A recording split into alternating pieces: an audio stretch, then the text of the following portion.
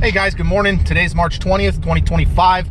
This is the Uncommon News Channel. Today I want to talk about the potential ramifications associated with the increase in copper prices. Now, if you're unaware, the price of copper has increased 25% in the last 2 months. In January, it was $4 a pound. Just this week, it hit $5 a pound. Now, this isn't something that's unprecedented in the price of copper. However, the prices are forecast to continue to increase.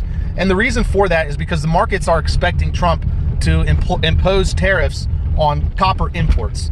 Now, the reason for this is because last month he gave orders to the Department of Commerce to begin investigating the potential national security vulnerabilities associated with relying on copper imports. And so the report is due before November 22nd this year. And so right now what we're seeing is the copper markets are scrambling to ship copper into the United States before that November 22nd deadline, because they want to get their copper into the United States before tariffs are imposed. And so what we're seeing is a supply deficit everywhere else except for the United States. The United States has a surplus now.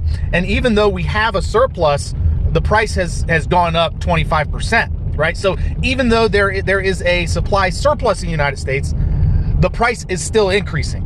And what we can expect from from post tariff is the price to continue to go up. And why is that? Because as it stands right now, the copper mining sector in the United States cannot meet the demand in the United States market alone. And so what we're going to see is the demand. You can expect the demand for copper to remain the same unless some kind of regulations are imposed in different industries, like potentially the construction industry.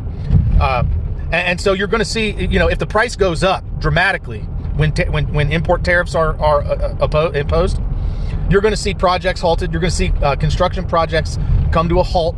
You're going to see the price of electronics skyrocket. The price of things like copper piping for construction, wiring, home wiring, roofing materials, stuff like that is going to go is potentially going to go way high in price. The price is going to increase dramatically. And so if you're in those industries, this is the reason why I'm making this video. If you're in one of those industries that rely on copper, then you need to be aware of that, because you could potentially be losing some contracts. You could potentially be writing a contract that relies on the current price of copper, but the future price of copper is definitely unstable right now. So it's something you need to be aware of as far as bidding on contracts is concerned. So if you're in the construction sector, I would strongly encourage that you purchase some of your materials now, have them ahead of time before a potential increase in the prices. That way you're able to get through this transition period. There's going to be a transition period where the U.S. mining sector comes online. They're gonna need to hire a lot of people, get everybody trained up, get the storage space, all the vehicle training and licensing and everything that's associated with coming online. There's going to be a delay, is what I'm saying, in the U.S. mining sector catching up to the demand. Okay, and so what you can expect is a potentially a short-term increase in the price of copper. I say short-term, but it could go on for a year or more. So be ready for that. If you're a construction worker, or if you're if you are in the electronics industry here in the United States, or you rely on purchasing electronics at a certain price, or wires or whatever, maybe you're in the IT industry and you run a lot of Cat5 cable for companies. You might want to get some of your Cat5 cable now at today's prices. There's several different ways you can look at this information. You can look at it, the risk that's associated with it, or you can look at it as an opportunity to invest in copper, which is that's the way I'm looking at it. Now, I'm not giving you financial advice or anything, but I've always recommended to my audience that whenever you get a copper penny, you always keep it and never use it.